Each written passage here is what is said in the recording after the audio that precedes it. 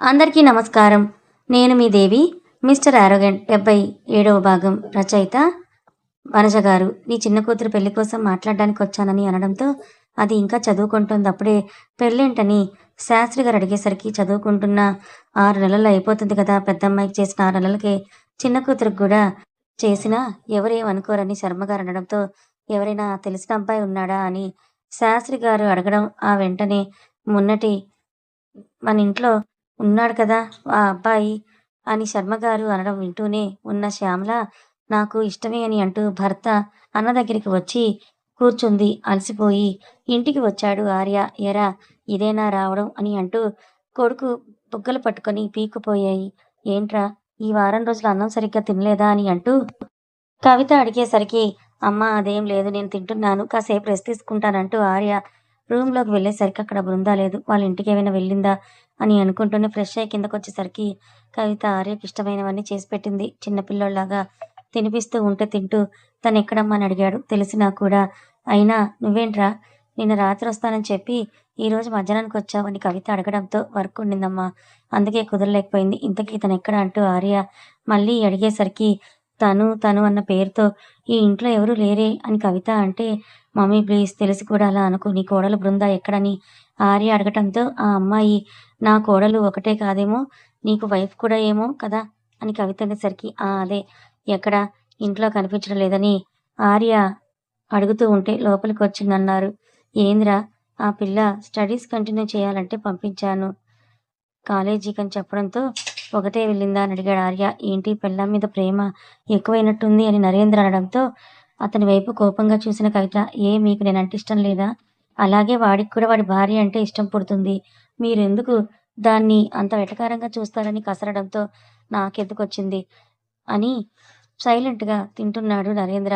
ఎక్కడికి వెళ్ళిందో తెలిసింది కాబట్టి కవిత తినిపించింది తినేసి హ్యాపీగా రెస్ట్ తీసుకోవడానికి తన రూమ్‌కి వెళ్ళిపోయాడతను. బృంద ఇన్ని రోజులు రానందుకు తన నోట్స్ అంతా రాసేసుకొని బెస్ట్ ఫ్రెండ్‌కి ఇప్పుడు తన 1 ఇయర్ వేస్ట్‌నే కదా అని అడగటంతో లేదే మీ అన్నయ్యకి ఇస్తున్నాడు కదా! అతను నీ ఎగ్జామ్ ఫీజ్ కట్టాడు కాబట్టి జస్ట్ నువ్వు ఆబ్సెంట్ అని మాత్రమే రిజల్ట్ వస్తుంది. సో, నెక్స్ట్ సెమిస్టర్‌లో నువ్వు కంబైన్డ్‌గా రాసేస్తే ఈ ఇయర్ అయిపోతుందని ఫ్రెండ్ చెప్పేసరికి నమ్మలేకపోయింది బృంద. నిజంగానా?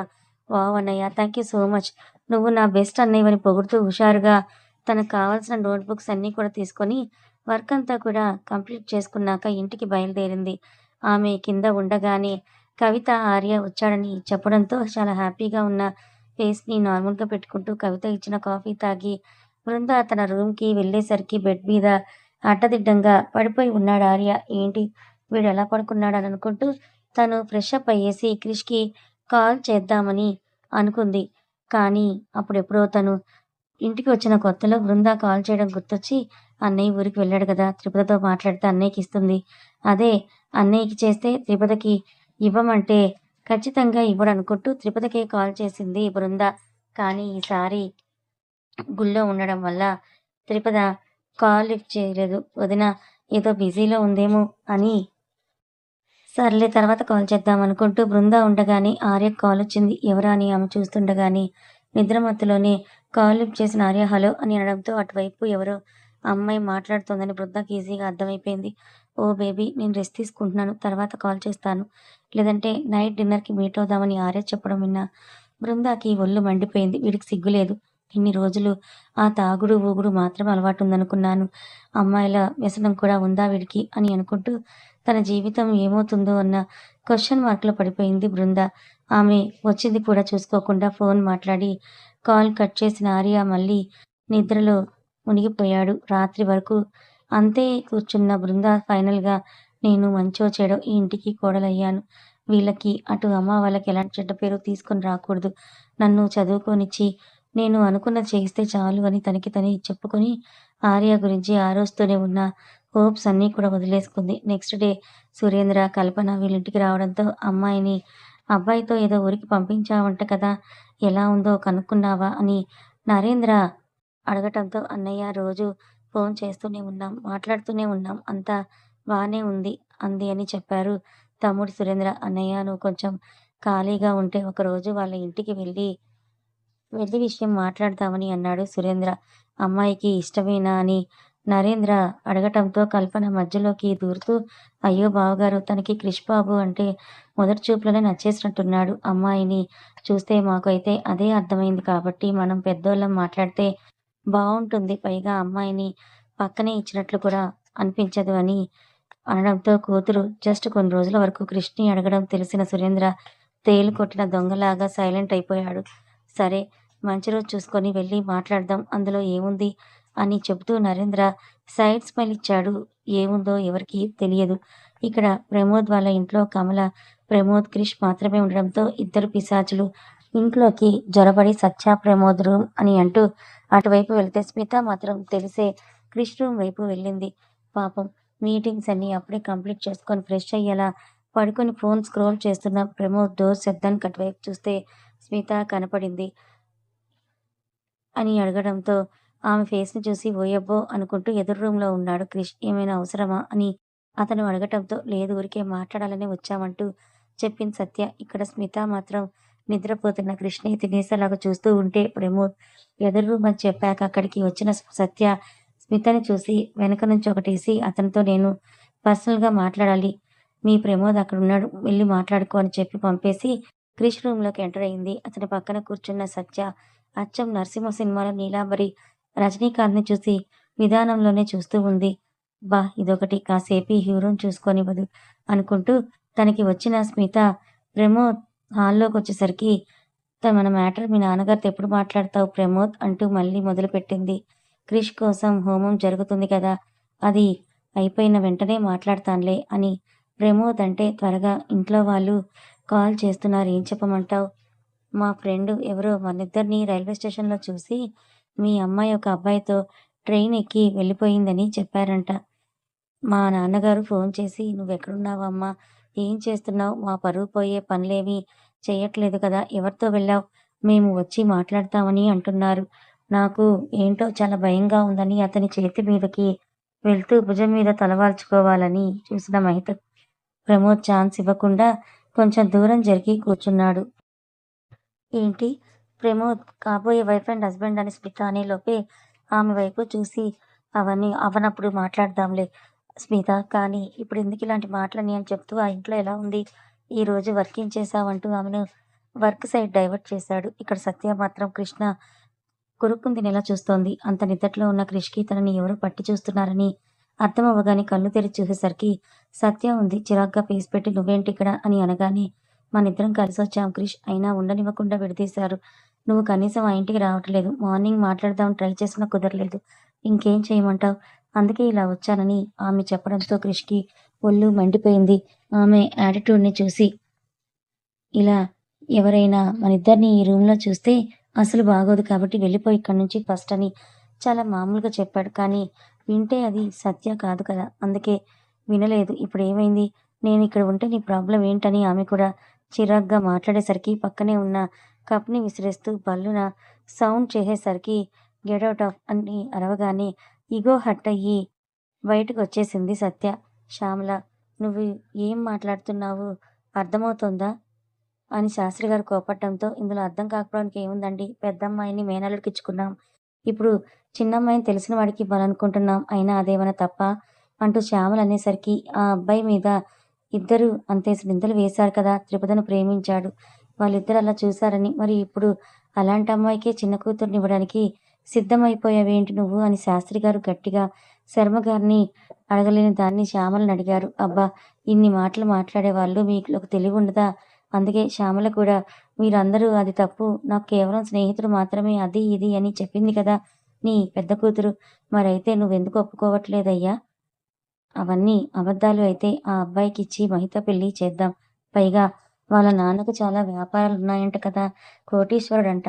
ఎప్పుడు ఎలా మధ్యతరగతి వాళ్ళకి ఇచ్చుకుంటూ ఉండాలా? కోడల్ని తెచ్చుకునేటప్పుడు మనకంటే కింద ఇంటి నుంచి తెచ్చుకోవాలి. కూతుర్నిచ్చేటప్పుడు మనకంటే పెద్ద ఇంటికే ఇవ్వాలన్న సామెత మీకు తెలియదా? ఆ బాబు అయితే నాకు మహితకివ్వడానికి ఎలాంటి సమస్య లేదని శ్యామల చెప్పేసరికి, ఇవి మనం అనుకున్న మాటలు కాదు కదా! ఆ అబ్బాయికి మన అమ్మాయి నచ్చాలి. ఆ అబ్బాయి వాళ్ళ కుటుంబానికి కూడా నచ్చాలి. అప్పుడు ఆలోచిద్దాం. అయినా త్రిపద పెళ్లి అయిపోయేంత వరకు నేను మహిత పెళ్లి గురించి ఆలోచించాలని అనుకోవటం లేదంటూ తన థాట్స్ అన్నీ క్లియర్‌గా చెప్పేశారు శాస్త్రి గారు. కానీ ఇక్కడ అన్నా, చెల్లెలు మాత్రం ఒకరికొకరు సైగ చేసుకొని బయటికి వచ్చాక, "అన్నయ్య, ఆయనని నేను ఎలాగోలా ఒప్పిస్తాను. ఆ అబ్బాయితో నువ్వే మాట్లాడని" శ్యామల చెప్పడంతో, "ఏంటి కూతురిని ధనవంతులకివ్వాలని కోరిక చెల్లి" అని ఆయన అడిగేసరికి, "కొంచెం అలాంటిదే మరి. నీకెందుకు ఈ ఆలోచనొచ్చిందన్నయ్య" అని శ్యామల అడగటంతో, "అక్కడ చూస్తుంటే నీ పెద్ద కూతురు, ఆ అబ్బాయి వాళ్ళిద్దరిలో ప్రేమ ఉందని నాకు అనిపిస్తోంది. ఫ్యూచర్‌లో తిరుపతికి నా కొడుక్కి పెళ్ళయ్యాక అతను ఖాళీగా ఉంటే మళ్ళీ ఎక్కడ వీళ్ళు కలుసుకుంటారో, ప్రేమ బయట పడుతుందో అన్న సందేహం పుట్టింది. అదే అతడు చిన్న కూతురిని పెళ్లి చేసుకుంటే ఆల్రెడీ పెళ్లయిపోయి ఉంటుంది కాబట్టి అలాంటి విషయాలేవీ అనిపించవు. పైగా పెళ్ళైన వాడిని, అది కూడా చెల్లెల భర్తని ఏమీ చేయకుండా ఉంటుంది. అంత సిగ్గిపోయింది కాదని నా నమ్మకం. అందుకే ఇలా ఆలోచించానని చెప్పేసరికి శ్యామల కూడా అవునన్నయ్య, ఇది కరెక్ట్‌నే అనుకుంది. ఆ రాత్రికి అందరూ నిద్రపోయారు. ఒక్క శర్మగారు తప్ప. ఎలాగైనా క్రిష్ అమ్మానాన్నలతో మాట్లాడి ఈ విషయం అతనికి కూడా ఈ పెళ్ళికి ఒప్పించాలి అన్నది అతని పంతం. మహిత కూడా హ్యాపీగా ఉంటుందని నిద్రపోయారు. ఇవేమీ తెలియవు కాబట్టి మరుసటి రోజు కూడా హోమం నిర్విరామంగా దిగ్విజయంగా పూర్తయింది. స్మిత, సత్య కూడా క్రిష్‌ని చూడటం కోసమే రోజు పొద్దున్నే లేచి గుడికి వెళ్ళేవారు. హలో స్మిత, ఏమైంది? ప్రమోద్ నీ గురించి తన ఇంట్లో చెప్పాడా అంటూ ఫ్రెండ్ కాల్ చేసేసరికి గుళ్ళోని పక్కకొచ్చి మాట్లాడుతోంది స్మిత. ఎక్కడ మాట్లాడతాడు? అయినా ఇక్కడికొచ్చాక నాకు అర్థమైపోయింది. ఆ అబ్బాయికి ఆల్రెడీ ఎంగేజ్‌మెంట్ అయిందని. అయినా పర్వాలేదులే, జరిగింది ఎంగేజ్‌మెంటే కదా! ఈవెన్ ప్రమోద్ సెకండ్ హ్యాండ్ అయినా కూడా నాకు ఎలాంటి ప్రాబ్లమ్ లేదని స్మిత అనగానే చాలా దిగజారిపోయావని అనిపించడం లేదా నీకు? స్మిత అంటూ ఫ్రెండ్ అడిగేసరికి నువ్వేదో పెద్ద పత్తిగింజలాగా మాట్లాడకు. ఇక్కడ ఒక అబ్బాయి ఎవరో వచ్చాడు. పేరు క్రిష్ అంట. ప్రమోద్ కంటే సూపర్‌గా ఉన్నాడు. ఇక అచ్చం హీరోనే అనుకో. ఆ బాడీ కానీ, ఆ కలర్ అబ్బబ్బా! ఏమున్నాడో తెలుసా? అసలు ఇంకో విషయం ఏంటంటే ప్లస్ పాయింట్, అతనికి వందల కోట్ల ఆస్తి ఉందట. పెద్ద బిజినెస్ మ్యాన్ కొడుకంట. తెలుసా అని అనగానే, అయితే ఏంటిప్పుడు ఆ ప్రమోద్‌ని వదిలేసి ఆ అబ్బాయిని చేసుకుందామని అనుకుంటున్నావా అని ఫ్రెండ్ అనగానే, అంత లేదులే. ఆ అబ్బాయి ప్రమోద్ అంత సాఫ్ట్ కాదు. ఛాన్స్ ఇచ్చేలాగా అస్సలు అనిపించడం లేదు. ఒకవేళ ఒకసారి ఏమైనా అడిగితే మాత్రం నో అనను. బట్ నా ఫైనల్ టార్గెట్ అయితే ప్రమోద్ మాత్రమే. అయినా అమ్మో! వీడితో పెళ్లి కోసం ఎన్నో పిట్లు పడ్డాం. ఆ హోటల్‌లో హెల్ప్ చేసిన వాడికి డబ్బులిచ్చి అమ్మో! ఎంత చేసినా కూడా మొత్తం వీడి ఫ్రెండ్ అశోక్ వచ్చి చెడగొట్టేశాడు అని స్మిత అనగానే, అటువైపు ఫ్రెండ్ చెడగొట్టేసినా నువ్వేం తక్కువ కాదు కదా! ఎలాగోలా ప్లాన్ సక్సెస్ చేసుకున్నావుగా, సరే మరి అని అంటూ ఇంకొంచెం రాక్ కంటెంట్ ఫ్రెండ్స్ ఇద్దరు మాట్లాడుకొని కాల్ కట్ చేశారు. స్మితకి కనీసం గుళ్ళో ఉన్నానన్న ఇంగితం కూడా లేకుండా హోమం అయిపోయాక దర్శనం కోసం వెళ్తున్న క్రిష్ స్మిత ఫోన్‌లో మాట్లాడిందంతా మొత్తం వినేశాడు. సైడ్ స్మైల్ ఇచ్చి అక్కడి నుంచి వేరే గుడికి వెళ్ళిపోయాడు క్రిష్. ఏమీ తెలియనట్టుగా. పైగా బాబుది మామూలు మైండా?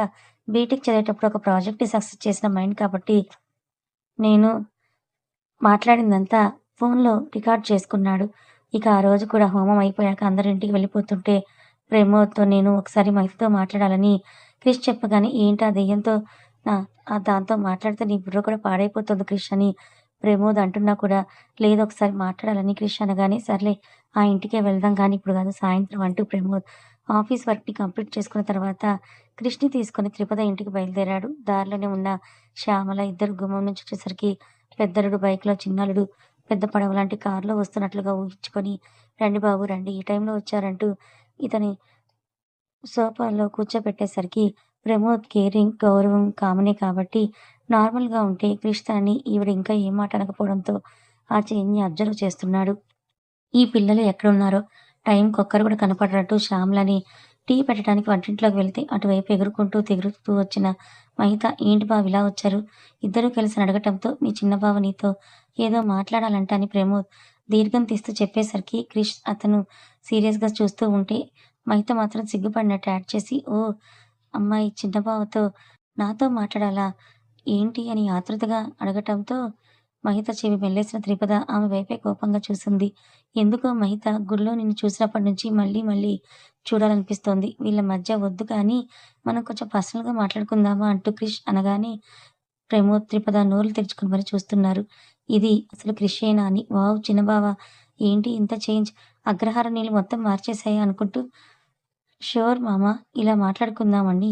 ఆ పెరట్లోని పూల చెట్లు మన కోసం వెయిట్ చేస్తున్నాయని అనగానే స్టైల్‌గా పైకి లేచిన క్రిష్ అతని చెయ్యి మైతకు అందించగానే త్రిపద క్రిష్ చెయ్యి తొప్పేసి ఇక్కడి నుంచి అక్కడి వరకు చెయ్యి పట్టుకునే అవసరం లేదు. మీకంత సపోర్ట్ కావాలంటే నేను నడిపిస్తాను పదన్నట్టు క్రిష్ చెయ్యి పట్టుకొని పెరటి వైపు తీసుకువెళ్ళింది. వెనకే తిప్పుకుంటూ మహిత. ఆ వెనకే అసలేం జరుగుతుందో చూద్దామని ప్రమోద్ కూడా వెళ్ళాడు. కథ కొనసాగుతుంది. ఈ కథ మీకెలా అనిపించింది? నచ్చిందా? నచ్చితే లైక్ చేయండి. మరికొంతమందికి షేర్ చేయండి. Thank you so much.